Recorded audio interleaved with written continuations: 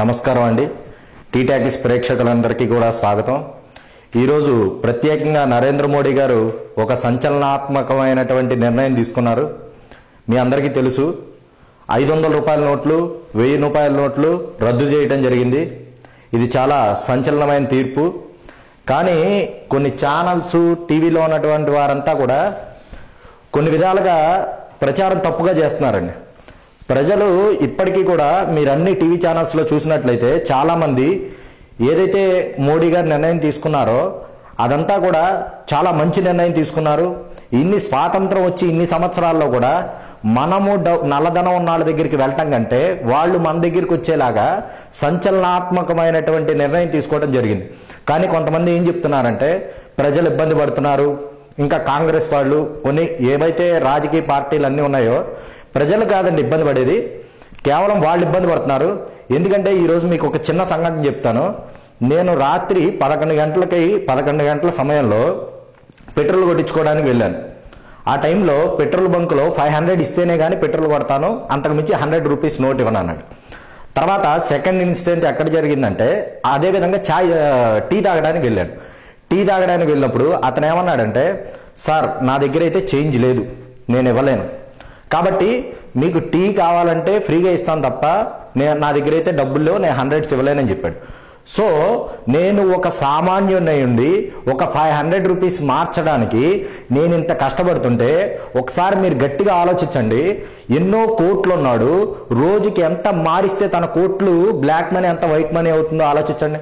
So ఇట్లాంటి సంచలనాత్మకమైనటువంటి నిర్ణయం మోడీ గారు ఎప్పుడైతే తీసుకోవడం జరిగిందో అదంతా కూడా మన కోసం తీసుకున్నారు. ఇంకో విషయం ఏంటంటే, ఈ నల్లధనాన్ని ఎలా అయితే బయటికి తీసుకురావాలి, మేము బయటికి తీసుకొస్తామని కొన్ని సంవత్సరాలుగా వచ్చినటువంటి ప్రభుత్వాలన్నీ కూడా చెప్తూ వచ్చాయి, కానీ ఎవరు కూడా చేయలే. నరేంద్ర మోడీ గారు కూడా అదే చెప్పారు.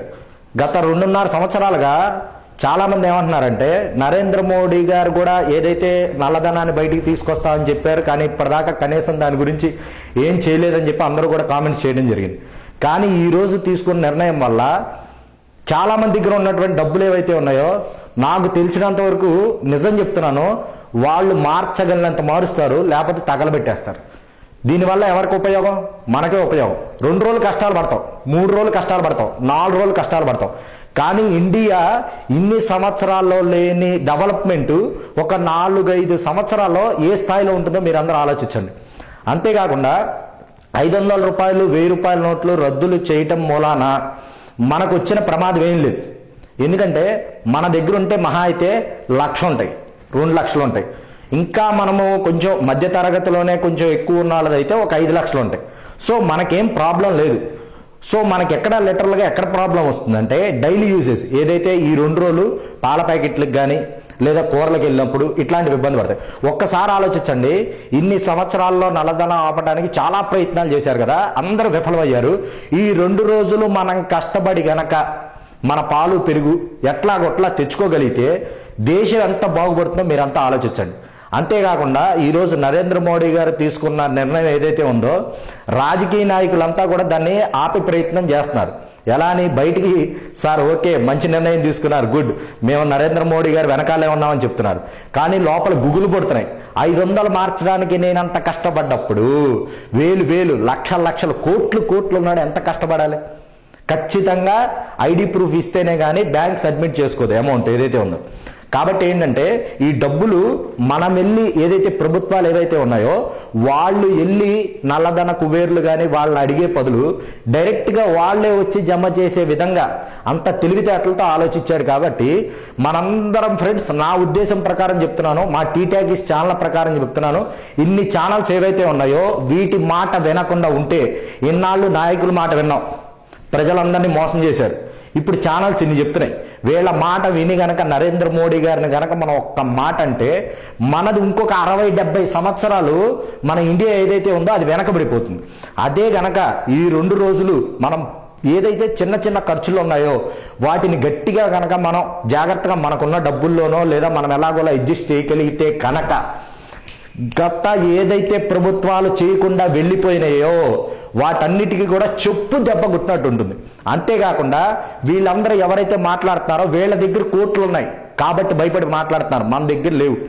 కాబట్టి ఏంటంటే వీళ్ళ మాటలు వినకుండా మనం ఏదైతే నరేంద్ర మోడీ గారికి గనక నిజంగా సపోర్ట్ చేస్తే కొద్ది రోజుల్లో ఇండియా ఎవ్వరు కూడా ఊహించలేని ఎత్తుకు ఎదిరిపోతుంది.